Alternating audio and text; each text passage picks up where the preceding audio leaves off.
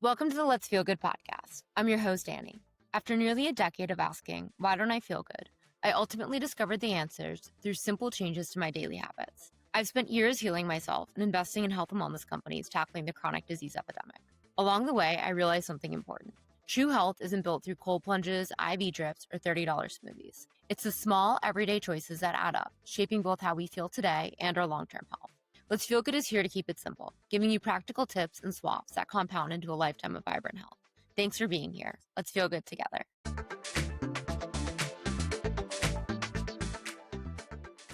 Welcome back to the Let's Feel Good podcast. I am so excited to be here today with Katie, the founder of Seek, a platform that helps us understand how alcohol impacts our health. Through their signature at-home alcohol test, we can monitor how alcohol impacts our gut, heart health, liver, reproductive health, breast cancer risk, sleep, skin, mental health, and brain health. Seek's mission is to empower women to understand how alcohol impacts your body and equip us all with the information and education to make changes that will help us feel our best. I am so excited to be here today with you, Katie. Let's kick it off with just a quick intro to yourself. And I'd love to hear, your personal journey is so fascinating as a founder. A brief intro to you and what led you to start Seek. I am so excited to be here. Thank you so much for having me. I'm obsessed with Let's Feel Good. So this is just like the best, like very serendipitous. But yeah, so as you mentioned, my name is Katie Garry. I am the founder and CEO of Seek. We developed the first at-home lab test that measures how alcohol impacts women's health. So I know that we'll get into all of that, but just like a little bit about my backstory and how I got here. I had worked in marketing, primarily in health tech, had always been a very health conscious consumer, kind of like you, Annie, was very into different like health and wellness hacks. And it was almost just like a personal hobby. Never thought I really would branch out and start my own thing. But I did work with Modern Fertility in 2018. They were one of my clients. And so I saw kind of how they transformed the at home testing space, but with fertility, which now is something that's so common, but back then it was not common. And so just always had that in the back of my mind, was very curious about like precision medicine, biomarker testing, genetic testing, all of that. And in the beginning of 2023, I did my first almost successful dry January. I made it like halfway through and then I restarted in February, which is when I did find success with it. And during that time, once it finally clicked for me and I started to feel really good from not drinking, I was researching what was going on inside my body to keep myself motivated in terms of inflammation, balancing my hormones, preventive health, brain health, mental health, anxiety, all of the things. There was a lot of information out there, but it was very piecemeal. And more importantly, it wasn't personalized to me. Like I was reading about these things and I was feeling them, but I was like, were they actually happening? I just really wished that there was a way that I would be able to track it. And so that's kind of how the idea for Seek came to be. Basically, reached out to a bunch of different physicians and scientists that are a lot smarter than me to see if they would want to develop our test. Had like 40 doctors and researchers interested. So we had a ton of really fast interest and then sort of just hit the ground running. And that's how we got started. Wow, that's amazing. So this was inspired by you stopped drinking and you started to feel better. And you were like, what's going on with my body? Why? Yes. Why all Yeah. this do I feel so much better? Yeah. That's crazy. So walk us through the testing. It's an at-home test. You can go online and order it. What does it tell us? Does it tell us the state of our, like how well our liver is functioning, how balanced our hormones are? And what is like, how do you actually measure the impact of alcohol? Is it like a take a test when I'm drinking, take a test when I'm not drinking? Or is it measuring your personal response to how alcohol affects you on an individual biological basis? Yeah, that's such a good question. So, our test that's live right now on our website, which is our signature alcohol health test, is a biomarker test. And so, to develop that test panel, essentially what our team did is we looked at all the research out there about how alcohol impacts women's health across. Usually we just associate it with liver health, but now we're increasingly knowing as a society that it impacts all areas of our health. And so we looked at every single study that was out there, started to do some beta testing, additional research in-house, and then we put together our test panel based on biomarkers that are sensitive to alcohol in light and moderate drinkers, specifically in women. And then from there, we put together some drinking and other lifestyle modifications that you can follow after taking our test. So basically, that's based on your biomarker levels and then some information that you give us about your drinking habits, lifestyle habits, health history. And then that's how we sort of piece together your plan. So at a baseline, we recommend that women are you're a light to moderate drinker and you drink semi regularly, so at least once a week if you do take our test, and then you can retest to track your progress over time. So let's say you are someone who drinks between 7 to 14 drinks a week. That's about average for most of our users. And you're like, I really want to cut down to like 1 to 7. You would take your first alcohol health test, get your Seek plan, and then as soon as 1 month, or it could be up to 3 months, 6 months later, you can retest to track your progress and see how the changes that you've made have impacted your biomarker levels. The reason that we do kind of like a broader window for retesting is because I think a lot of people like to treat it as a trial and error experience. So, it depends on how rigorously you want to follow the plan. So if you're like, I really want to hammer this down in 1 month, then you can retest in 1 month. But if you're kind of like dipping your toes in it the first month, maybe you drink a little bit more and you want like a little bit more time to get more comfortable drinking less, then you can test later on. So that's our test that's in market right now. And then our test panel that we're working on is our genetic test panel, which I'm super excited about. And so that has a lot more to do with really like precision, nitty gritty down to how alcohol impacts Annie versus Katie, which is cool. You look at how it affects your heart health, how it affects your fertility, your hormones, your liver, all of these different aspects, our breast cancer risk, all of these different aspects of our health. Two questions is one, does alcohol affect all of our different systems to the same amount? Like, does it affect, and then from person to person? So I guess my question is a complicated question, but it's like, if I drank 7 drinks a week, does it impact my heart just as much as it impacts my hormones? And then the second question is, could it impact my friend's hormones more than her heart? Like, is there variability from person to person on the impact of alcohol on our different systems and organs? And is that variable from person to person? Yeah, so you're spot on. It's completely different person to person. What I would say, and I do like to like really hammer home, is that no amount of alcohol is good for our health based on our research. So it's not like somebody can get out like scot free and be like, okay, like it's totally fine for me to drink. It's not going to impact my health. That's not the case at all. But in terms of like how it impacts someone's hormones versus heart health versus other areas of their health is different from person to person. And so our genetic test starts to really break that down so you can get a sense of your baseline. And so what it looks at, which is the most indicative of how alcohol impacts your health and you're at risk for like chronic health conditions, but also more serious health implications down the line, like breast cancer, heart disease, colon cancer, is our physiological response to alcohol, which is genetic. So, a more common phrase for that, which we're seeing that's a little bit buzzy, is alcohol metabolism, how we metabolize alcohol. Based on our genetics, some people can break down alcohol in super layman's terms better than others. So if you can break down alcohol super quickly, essentially what that means is it exits your body faster. Alcohol, ethanol, the ingredient in alcohol that makes us feel drunk, is a carcinogen. And so if we break that down slower, that means that ethanol, which is the carcinogen, sits in our body for longer, which is what makes us more susceptible to alcohol related conditions broadly across the board. But also, like I said, some of those more like micro health issues that we can experience on a day to day basis. Very, very interesting. Is there any Yeah. correlation between how quickly you metabolize alcohol and how quickly you get drunk or the severity of a hangover? Like, without doing a genetic test, are there any things that we can note that might lead us to think that we're quicker metabolizers or slower metabolizers? Yes, yeah. So, absolutely. So it does tell you like who's more susceptible to hangovers than others, and there are lots of different kind of subcategories that we break this down into. Our genetic advisor, Dr. Danielle Dick, who's literally always focused on this over at Rutgers, now at Seek, she still also works at Rutgers, explains it a lot better than me. But for example, something that I think that we're all pretty familiar with is that if you have a friend that's of Eastern Asian descent, they're more likely to get like facial flushing Mm. and have symptoms from alcohol than others. I know personally, I grew up with a few friends that were Asian and their faces always turned bright red whenever they drank. And so they would take an antacid, which prevents facial flushing. Which is kind of interesting. So that's like an example of like they're based on their genetics, their breakdown process of alcohol is not as great. So they're more susceptible to hangovers and more of those immediate symptoms that we actually see. Hmm.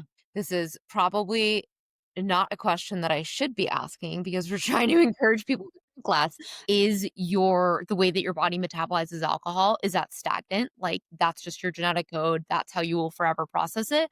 Or is there variability in our drinking behaviors to influence it? So the first thing that I would say is like, like, when you drink more and you have a higher tolerance for alcohol, like, the way I think about it is almost like the same with our eating habits. Like, if you're eating shitty food all the time or, like, food that you know probably isn't that healthy, you're sort of used to it, so you're probably not gonna have as much of, like, you won't have a stomach ache after you eat, like, a lot of sugary stuff or, like, any whatever spicy food, whatever triggers you, but if you're eating it really consistently, you're not gonna have those symptoms as much. It doesn't mean that the same thing isn't going on in your body. So it doesn't mean that it's damaging in terms of like inflammation, disrupting our gut microbiome, that, whacking off our hormonal imbalances and all of that stuff. The same stuff is going on, but we're just not experiencing like the same physical symptoms. The same Right. goes with alcohol. If you're drinking more and you're not feeling as hungover, it's because your body's used to it. But the same like negative health implications are going on the inside. So that's one piece. And then the second piece is there's lots of different products out in market right now that focus on alcohol metabolism. There's lots of different multivitamins and other solutions that people are bringing to market. So I think, it depends on your genetics. We don't at time offer any of those at Seek, but I am really fascinated by them. I think that the ones that I kind of like the best and I personally would recommend if you're someone that drinks alcohol are the ones that really focus on the vitamins and minerals that we lose when we drink. So our B vitamins, balancing iron, vitamin C, homocysteine controls inflammation levels. So anything that you can take that's kind of like helping with anti-inflammatory isn't going to hurt. It's only going to help you. But with that being said, it's like it doesn't negate the negative effects of alcohol. Yeah.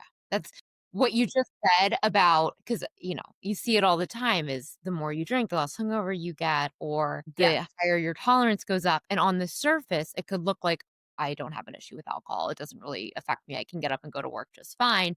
But what Hmm. you said about what's going on the inside, we can't see it. Sometimes we can't feel it, but it's still happening regardless of the severity of our hangovers and regardless of how high we can get our tolerance. I think Hmm. that is so important. And I think that there's been so much information. I mean, obviously when we were growing up in the 90s and the 2000s, it's, a glass of red wine every night is really good for your heart health. And now the data's come out that like really there is no benefit to alcohol. There is only a negative impact. Hmm. There's no drink that's going to support our health. One question that I wanted to ask you on that note is, are some alcohols better than others? And I guess on an individual level, like could someone do better with wine and worse with tequila? Somebody else does better with a hard liquor rather than a wine or a beer? Or is it just more general that like you often hear that like a clear high grade alcohol is better than wine and beer. Are there different impacts on our different systems, on our brain health, on our sleep, our fertility, our hormones based on the type of alcohol, or are they all pretty much the same? So I love this question. It's so common. Something that I think is really fascinating is that the FDA treats alcohol differently than they treat other foods and things that we consume. So when it comes to alcohol, the only thing that they're required to put on alcohol in terms of like the ingredient label is how much alcohol is in it, the proof, that number that we all see, and then if there are any major allergens in it. So in terms of like the brand responsibility to disclose artificial chemicals, additives, excess sugar, all of this other crap that they can be putting, or even like, down to the distillery process, like depending on the different type of alcohol, they're not required to disclose any of that to us. So it's sort of like alcohol is a black box. So I would say in terms of choosing what you drink, treat it the same as you would in terms of anything else that you consume. Choose brands that are super transparent about how they're making their product and what goes inside it. So, low sugar, avoiding chemicals, additives, all of that is super important. And so, I think that's where what you said about how some people are like clear, high grade liquors are better. It's because they don't have as much crap in them. They're made of a higher quality. So, in that sense, they are a little bit better for our health. So, that's one thing that you can do. And then the other thing that you can do is just go for lower proof liquors. The less ethanol we consume, since it's a carcinogen, the better the odds are for our health. So, in terms of research on how different alcohols impact our health, liquor tends to be worse when it comes to cardiovascular risk, cancer risk, all of those dementia, Alzheimer's is big. What we think, and we can't say definitively, but what makes the most sense is because those products just contain more ethanol alcohol than like beer and wine. Very interesting. I also think Yeah. what's really interesting is people think like, oh, tequila is healthy because there's no carbs. But I didn't know that tequila can have so many other hidden ingredients that are, it is not just, what comes from an Yeah. agave. There's Yeah. so many added chemicals, flavorings. Um, and he said 7 to 14 drinks a week, and I'm like, "Oh my god," and if they're drinks, like I mean, Yeah. first is what's in the alcohol itself. Like, if you're drinking a sangria, what's in the wine? What's in just the Yeah. alcohol component? And then what else is added to that mixed drink, whether it be a margarita or a sangria? I'm like, 7 to 14 of those, I'd be in my grave. Like, I I would know. I go know. I would now die, but I used to be I used to be like a moderate to heavy drinker, and so it's like it's just so embedded in our culture, and like um grew up on Long Island, went to college in Colorado, and then moved to New York City after. And I went to a party school in college. So then when I moved back to New York City, it's so embedded in our culture. We have like, constant happy hours at work, bar carts going around the office on Thursday nights. Every single social event involves alcohol. So when you think of 7 to 14 drinks, now I'm like, oh my God, that's so insane. It was like I almost didn't have to try if I didn't want to Yeah. try to like meet that just because it's so embedded historically, at least in our culture. I mean, like, when I was in my early 20s living in New York City at a pregame, I'd have 4 shots. Yeah, That's when exactly. the night started. And Yeah. now I'm, like, 29 trying to calculate how I could ever get to 7 drinks a week. It's like I literally did 7 shots at a When would it happen? Yeah, exactly. yeah, it's so easy. I'm acting like, "Oh my god, Yeah. I didn't even drink that much." Like, literally Yeah. me. Yeah. I wanna get into the social component of this because it's really important to talk about. But Yeah. first, I mean, you're so smart. You know so much about this stuff. You said something, it was either right when we first started recording or before we hopped on, but most of us think about our liver. Like, I remember one time Yes. I was drinking a lot and I had high liver enzymes at a physical. It actually happened to 3 of my other friends, and it was all from alcohol. We stopped drinking and they went down. Yeah. Liver's obviously the first thing we Yeah. think about. I also had a hormonal journey, and your liver detoxes your hormones, but alcohol takes first priority. If you're drinking alcohol, your body's gonna detox that 'cause as you said, it's a carcinogen before it can detox your excess estrogen. And if it's not detoxing your excess estrogen, your body's retaking it up, and that can lead to hormone chaos. So the liver, I think a lot of us know about. Um, let's touch on it quickly because it is so important. But Mhm. alcohol also, as you said, puts us at risk for a lot of different cancers, for Alzheimer's and dementia. It can affect our fertility. It can definitely mess with our gut. Cardiovascular risk. I don't think we talk about this one enough. It's one of the biggest killers, especially in women. I was actually at a longevity conference yesterday talking about this, and it's just, it doesn't get Mhm. the attention that it deserves. Mhm.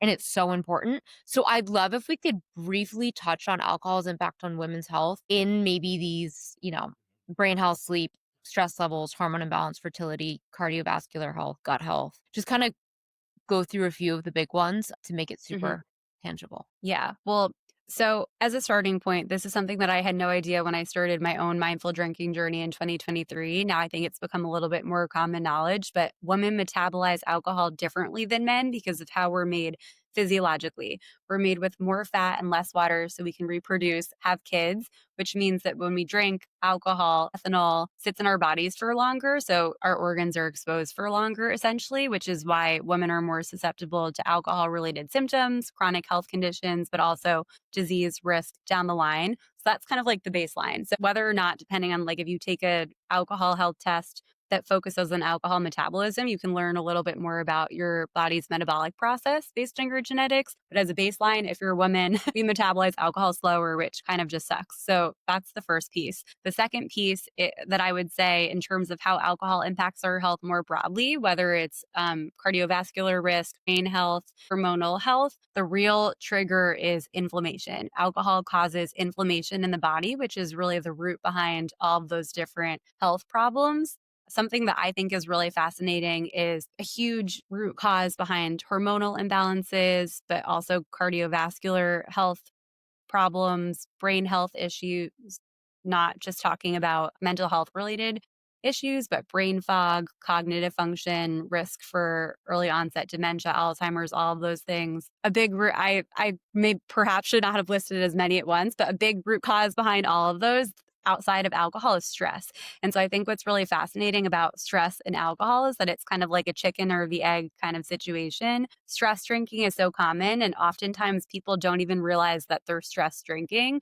I know, for example, I would rarely be like, oh my God, I'm so stressed out. I had the most stressful day at work, or I just had this stressful like interaction in my personal life. I need to drink. Like that was never sort of the thought process. But since alcohol was already so embedded in my life, I didn't realize that when I wasn't working, socializing, moving around and doing all these other things, I was drinking, which was relieving stress because I wasn't having to focus on the things that were stressing me out. And so, like, we drink to relieve stress, but then that causes more stress and makes us more irritable, which is the root cause behind all of those other health conditions. So I would say, like, broadly, it's really like stress and alcohol go hand in hand. That what you just said is so important. I do lifestyle alignment coaching where I go into people's like my whole thing with Let's Feel Good is it's not the infrared sauna that you do on a weekend or like the one hot yoga class you do. It's like literally how do you live a typical Tuesday? And I Hmm. go in and I help people make these tiny microscopic swaps, tweaks, changes to align the way that they live a typical day with how they want to feel. And over time, that is your foundation for health. And Yeah. in my coaching, I was on a call with someone the other day, and he asked me, he was like, what have you found to be the most interesting thing in when you coach people as why they aren't healthy or why they're making poor decisions? And I was like, it is the emotional root cause. Like, I believe that most illness is rooted in an unstuck emotion that we haven't processed. And the reason why that is true is twofold. One, chronic stress literally can, like, I mean, at my most stressed I ever was, I was pre diabetic. And I am like, Yeah. not overweight. I don't eat candy and donuts. It was literally from stress. Like when you're chronically stressed, your body's in fight or flight, your Hmm. cortisol is elevated, your blood pressure is elevated, your respiratory rate's elevated. Your body doesn't know the difference between real and perceived stress. So there's like a physiological response to being very high stress. It starts in your mind, it starts with a feeling, and then your body kind of like embodies that feeling through its physical response to the way that you feel. So like that is going on the inside. But the other thing that's happening that leads to poor health outcomes that are rooted in stress is I believe that like so many of us make these very subtle, kind of impulsive, but they don't even know behaviors that are rooted in a stuck emotion, but they can't sit to acknowledge the emotion and the discomfort of sitting with it and processing it naked and alone and bare is so uncomfortable that they realize that like we're constantly closing the gap between a stimulus and an action. Like we don't sit in the discomfort. So if Hmm. somebody had a really stressful work day or they ran into like a friend that they haven't seen in a while on the street and it was like an uncomfortable interaction, you immediately like you get home and you end up eating way too quickly or you go and get second. And then that's, you're overeating. That's really bad for your digestive system. That also is a driver of poor metabolic health and chronic inflammation. Or you're going to get like that dessert that you didn't really need, or you're eating too late, or you're scrolling too much, or instead of a walk, you go on TikTok. It's like these very quick, impulsive decisions that we make, which disalign us or move us away from how we want to feel, are rooted in something that we're not feeling and processing. And if we can Hmm. learn to like sit in our bodies and sit in the discomfort and actually feel our feelings and recognize how our body feels, then we don't jump to quickly close that gap between stimulus and a reaction. We can sit in the middle of it and like embody the feeling. But I think like with Yeah. alcohol, it's like I think honestly, like overeating alcohol, vaping, and cigarettes are in the Yeah. last exercise, social media time are the ones that I just see constantly. They're just such vehicle to mitigate being in your own body. Yeah, exactly. Like, you could not have said it better. It's looping and it's looping and it's looping, and these other things that we consume or do that are considered unhealthy habits make it worse, and so that's what considers the looping cycle, but it's not the root cause, it's not, like, the catalyst for drinking or, whatever it is. So, yeah, I could not agree more. It's so important. It's so important. As you said before, like no Mhm. amount of alcohol is good alcohol, but I love the mission and kind of I don't know, the empowerment behind Seek because you're not saying like you have to cut this cold turkey. Like you're not saying that at all. You're saying we're going to Yeah. empower you with the education, the information, and the awareness so you can learn how alcohol is actually affecting your body and be empowered through resources and support to drink less or drink the right type of alcohol or, drink in the ways that maybe you end up not drinking at all or you end up cutting back in a way that feels good for you. What have you found for the people that make changes to their drinking habits? Is it when they finally have, those biomarkers back saying like, "Oh my god, this is literally increasing my risk of breast cancer?" Is it when a group of their friends stop drinking and they finally feel like it's not weird to order soda water with lime? Is it Mhm. when they get to the root cause of why they're going to alcohol so frequently? Like, what is the driver behind people making these changes? I think it's different. It's definitely different person to person at Seek. It's definitely different woman to woman, but overwhelmingly the feedback that we get is when they do see their test results and they're like, "Holy shit, this does impact my health." That's a catalyst to actually make a change. And then so that's I would say the catalyst for a lot of women actually seeing the information down pulled directly from their body, like, it's factual, it's there. That's the first piece, and then the second piece, which you kind of tapped on a little bit, which I think is really powerful, is if they do cut back on drinking or they do take a break from drinking, at first, it's a little bit uncomfortable, especially depending on the different, as you mentioned, looping emotions sometimes we need to process. I think for me, it's gonna be constantly releasing looping emotions that have been in my body for the first I stopped drinking when I was 28, so for the first 28 years of my life. So they keep, and it's beautiful as, you release those emotions, but so I would say it depends on the discomfort level varies drastically person to person, but once you move past that discomfort level, what you discover is that you're more comfortable not drinking alcohol, and so you're reaching for drinks less. So, like, if someone does a dry January, they often find in February, it's like, oh my gosh, I'm more comfortable socializing without alcohol.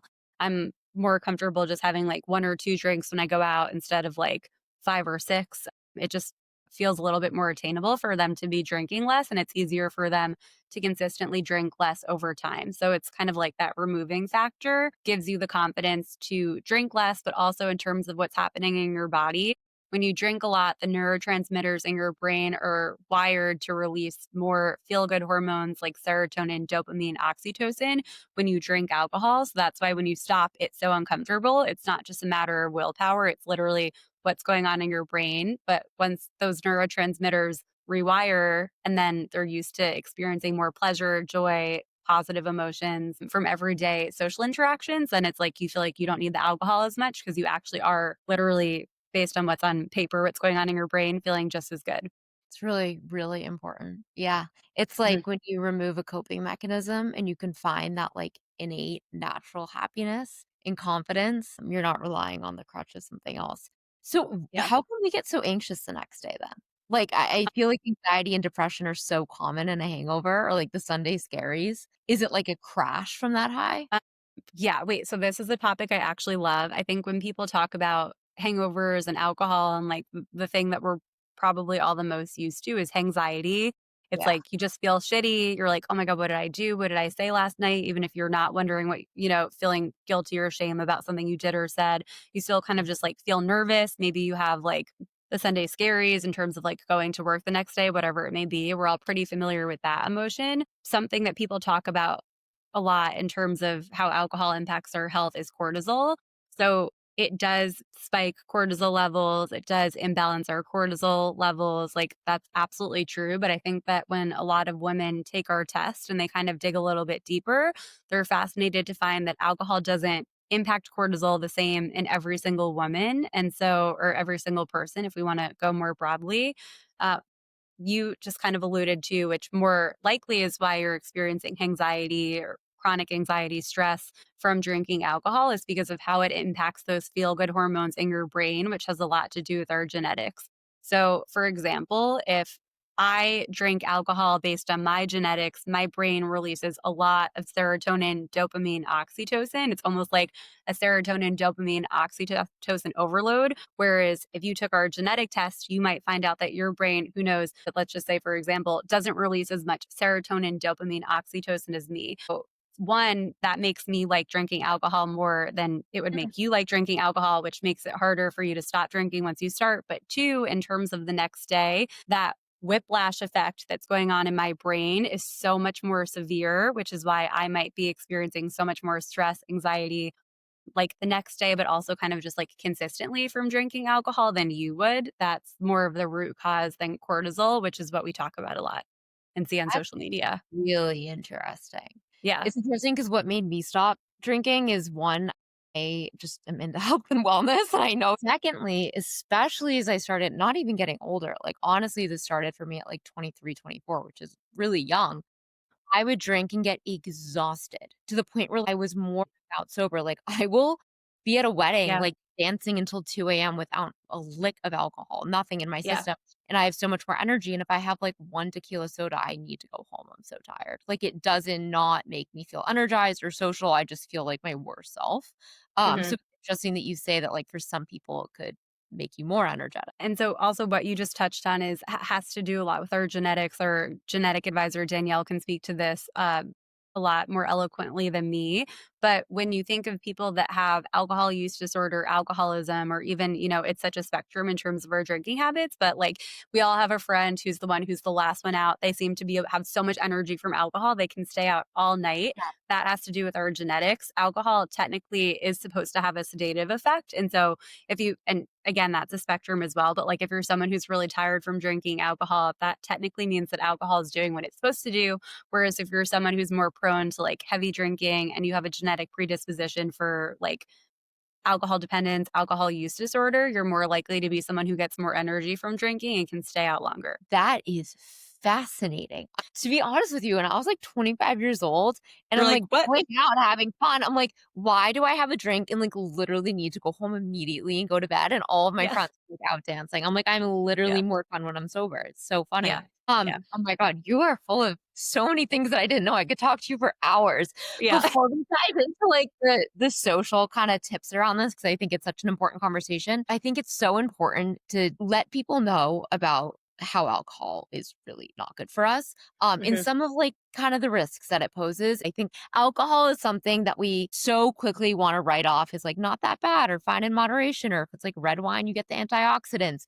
But, like, the truth is Mhm. alcohol is not good for us, and Mhm. I'd love if we could share with the community just a few of the quick stats on the dangers or kind of the negative consequences that we should be aware of when drinking. Mhm. Well, so as a baseline, I would say or definitively we can say based on the latest research, up to 1 drink a day increases our risk for breast cancer. It's something that we talked about a little bit, but we didn't get to speak or you mentioned a little bit, but I don't think since we started recording, we spoke about at length is that when we drink alcohol, our liver metabolizes alcohol. That's something we all know. But what's a little bit of less common information is that our liver also metabolizes all of the hormones in our body, including estrogen and progesterone, which can impact our health in a variety of different ways, but also can lead to breast cancer risk over time. So when you drink, alcohol is metabolized by the liver before anything else, anything that we consume, but also our hormones. So if we drink alcohol, estrogen takes a backseat to being metabolized,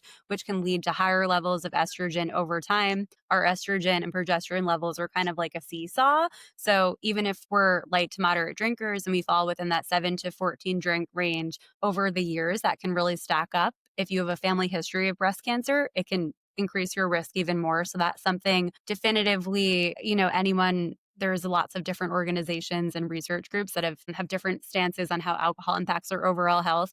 But definitively, what every single one can say is that it does increase our breast cancer risk. So that's first and foremost. The second is that based on the latest research, no amount of alcohol is good for heart health. That one is a little bit more conflicted. There's two different research groups, I guess, believes kind of like the information could be a little bit more like up and down. Groups that believe that some amount of alcohol could be okay for her health are also the ones that are associated with big alcohol sales. So a little bit biased in my Yes. opinion, but the Yep. ones that kind of like definitively like focus more on public health are the ones that say no amount of alcohol is good for heart health. So that's the one that I go with.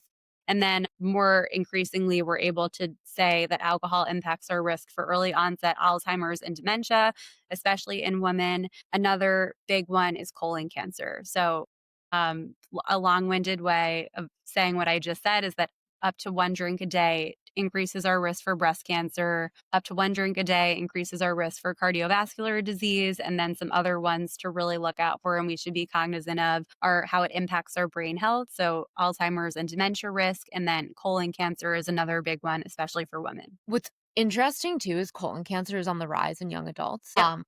and it's lifestyle driven, lack of exercise, excess weight. So that's really, really important to note.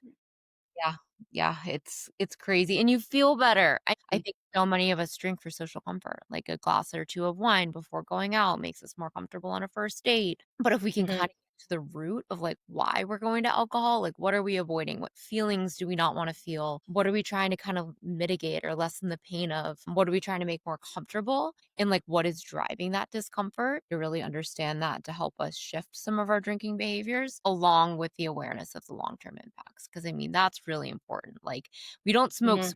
so many of us don't smoke cigarettes because it is so obvious the negative consequences on our health. So many of us avoid fast food because of the consequences of our health. But Mhm. alcohol is the same. It's like one of the kind of biggest drivers of chronic disease and these negative health outcomes. So yeah, it's really important to kind of be aware of that when making choices and use that as a motivator.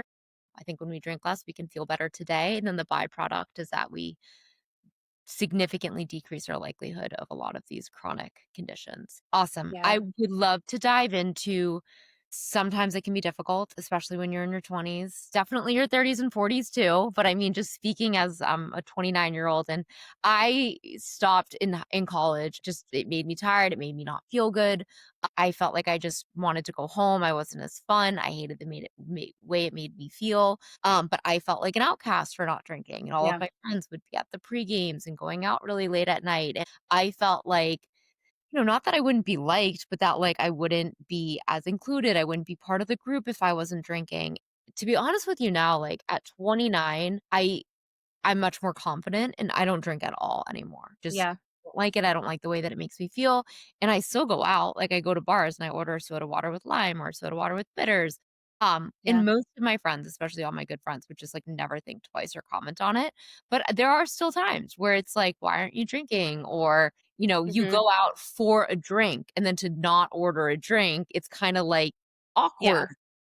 Yeah. How have you handled, drinking less and ultimately not drinking and kinda like the social environment around alcohol? Yeah. Well, I would say early on it was so weird, and I was kind of in a little bit of a lucky space in the sense that I had a friend who had recently stopped drinking, and then one of my best friends' boyfriend, now fiance, also was kind of like really a sober curious kind of person, so he would take bits of time off of drinking alcohol. So I had two people within my more immediate social circle that weren't drinking as much, and I think indirectly that sort of was the catalyst for me to explore my own relationship with alcohol. So I felt like I kind of had a buddy. So I would say if you have a buddy and you're new to cutting back on drinking or taking a break from drinking, that's just the best thing ever because you don't feel alone. If you don't have a buddy, you could be like one of my two friends who had inspired me. So it's like, I like that. doesn't mean, yeah, it's less comfortable, but it like you have no idea the impact that you're going to make on another person's life based on making a healthy, intentional choice for yourself. But yeah, early on, it was so weird. I remember like the first time I met a friend for dinner and I got there first and I was like, what do I order? And she was like, a lemonade, like just order, like, like I just could Lemonade. not imagine, yeah, going out to dinner or not having a glass of wine. It was just bizarre. And so that it was weird in terms of like the habitual piece for me, which I know like mocktails and other types of drinks that taste like alcohol are so incredible for because it really does give you that sort of like feeling of continuing to drink and the taste and all that. So that's one piece. And then the second piece that was weird for me was going to like concerts, day parties, other sports games and not having that dopamine hit from alcohol. So I feel like in the beginning I was drinking like a lot of caffeine. I was still vaping at the time, which I no longer do, but I just was so not used to having that dopamine. So I would say if you're going into a mindful drinking journey, a mistake that I used to make is I would do it and I would try to be healthy. And so if you're used to receiving so much dopamine from alcohol and you're going to limit yourself from caffeine, like sweets, other things that are going to make your brain feel good, it's going to be a lot more difficult. So I would say to like lean into those kind of unhealthy crutches is my own experience of what was effective to me in those early days as you're still getting used to it. And then once you're used to it, it's like now I literally just have a seltzer. same Yeah. as you. Like, I don't think twice about it. I feel so confident, and it didn't take as long as I thought it would. So, Yeah. yeah. It's funny, you made a really good point. If you don't have a buddy, be the buddy. And I think you don't realize Yeah. how many people want a buddy, but Yeah. they might not even know that they want a buddy. I was Mhm. out to drinks, just so funny. I still go out to Yeah. drink. I don't drink. I I love it. I was at a bar with like 6 girls who are just sitting at the bar last week, and the bartender came and he started with me. I was sitting at one end of the group and asked me for my drink order and then went down the line. And we all went to get a drink. And of course, I always go to get a drink. I just don't drink. And I Yeah. started and I said, "Can I have a soda water with an orange?" And then boom, down the line, 5 girls next to me, every single one of them ordered a soda water with orange. And I'm like, I thought to myself, I go, if this started at the other end with a tequila soda, would it have been tequila soda, tequila soda, tequila soda, tequila soda? But when you speak Yes. confidently, I'll have a soda water with orange. It's so be it. And it's Mhm. just so interesting how many people like kind of want to drink less or not drink at all. But they Mhm. feel the societal pressure, or they even feel that if like I'm going out to a nice bar or I'm going out for drinks, I should get a drink. And I think that we need to normalize that you can go out, you can go to a bar, you can go to a concert, you can go have fun, you can go on a first date and Mhm. not need an alcohol.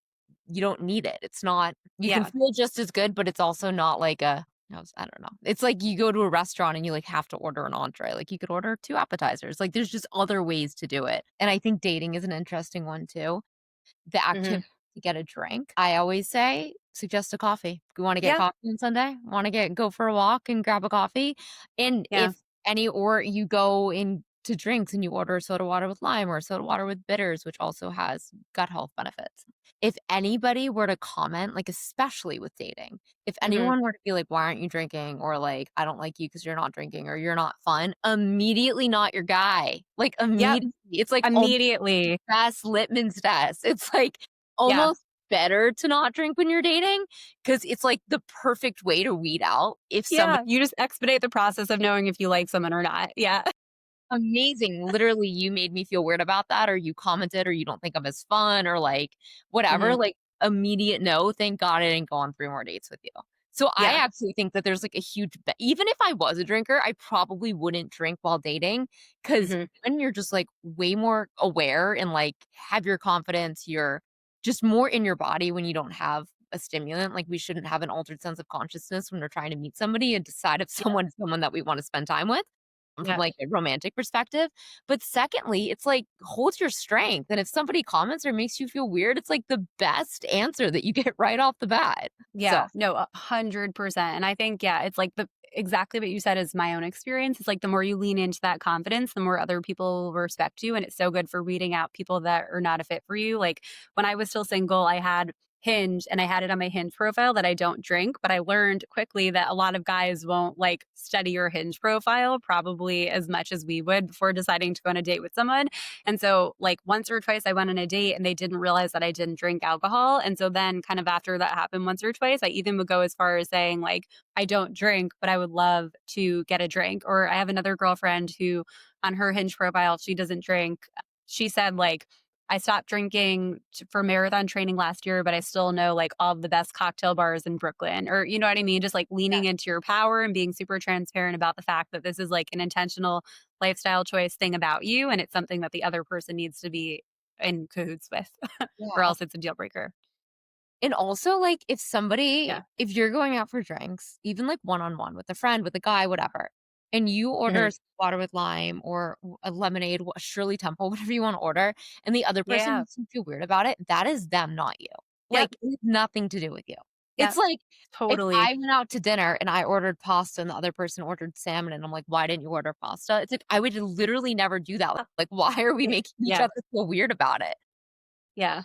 Yeah, no, I think and, just own it, own who you are, and I think, to be honest with you, from my perspective, not drinking and owning that I don't drink, 1, I feel like I'm just, like, a better version of myself, like, when I go out, I just feel more myself, I feel more confident, I have more energy because alcohol always made me tired. I wake Mhm. up feeling really good the next day, I realize that I can go out and I can, like, dance and I can go to fun bars with my friends, and wake up and feel great, and, like, you kind of can have it all.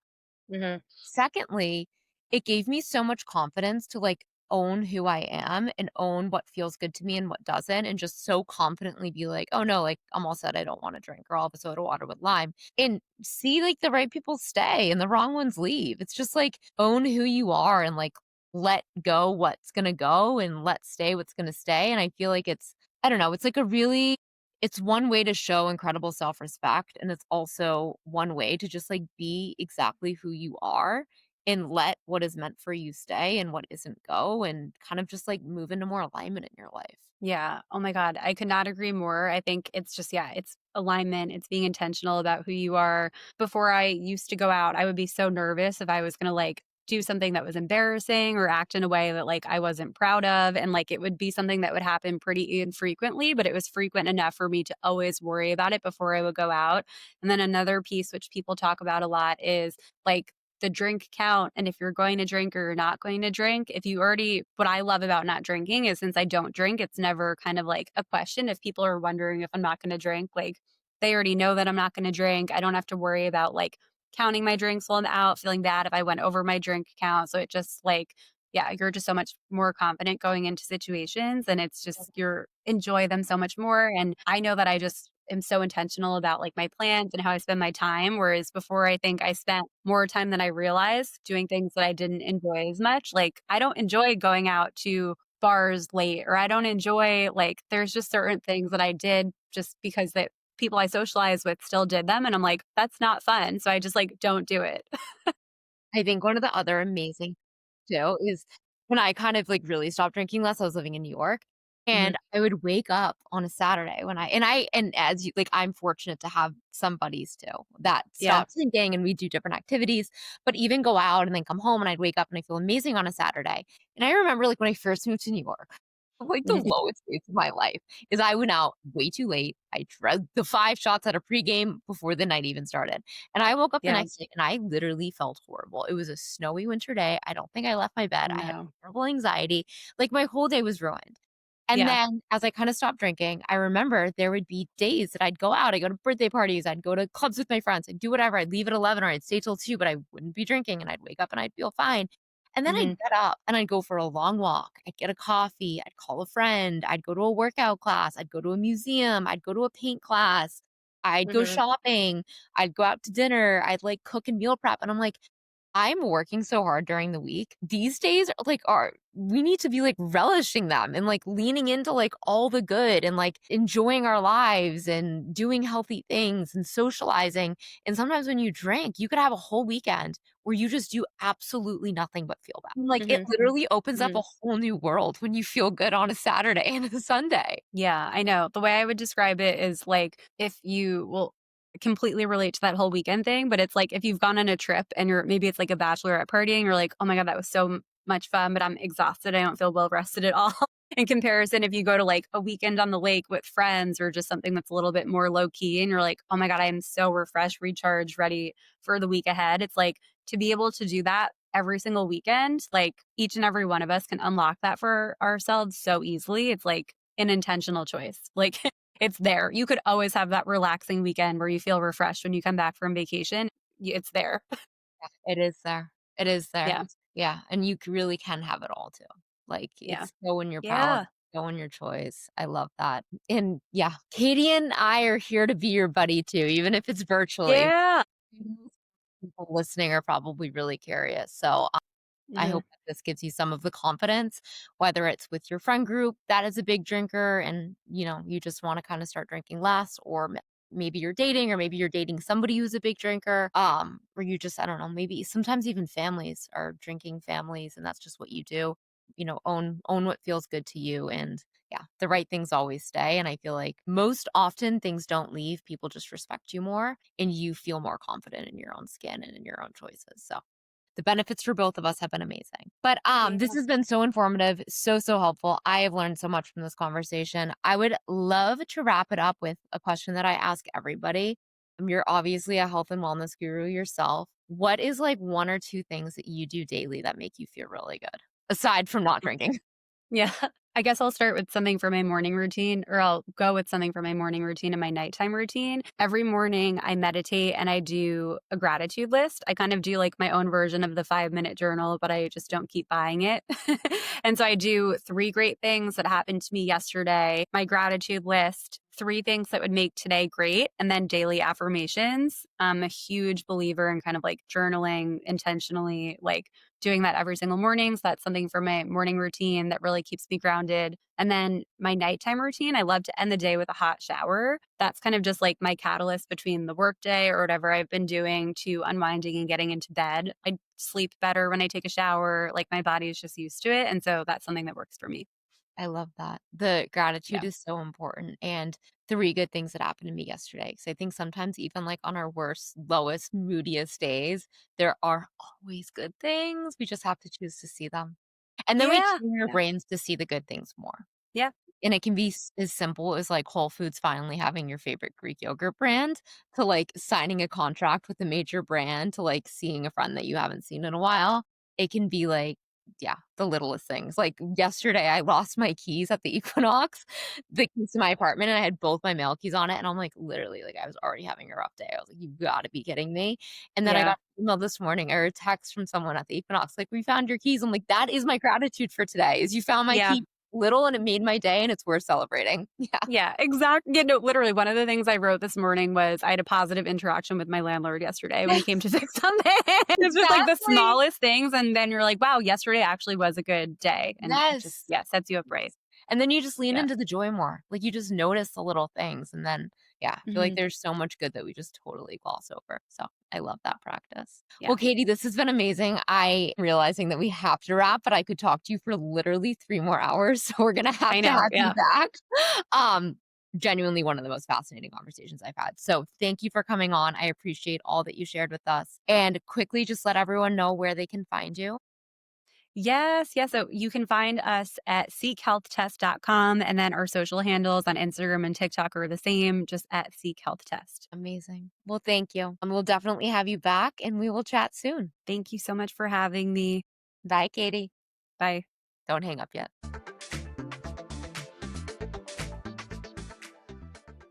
Thanks for listening to Let's Feel Good. If today's episode helped you feel more clear, empowered, or inspired to take action on your health, I'd love if you'd subscribe, leave a review, or share it with a friend who's on their wellness journey too. You can find today's show notes, links, and extra resources over on Substack at letsfeelgood.substack.com, and follow along on Instagram at Let's Feel Good Club for more real-life wellness tips in between episodes. Because how you live determines how you feel, and we all deserve to feel amazing. See you next time.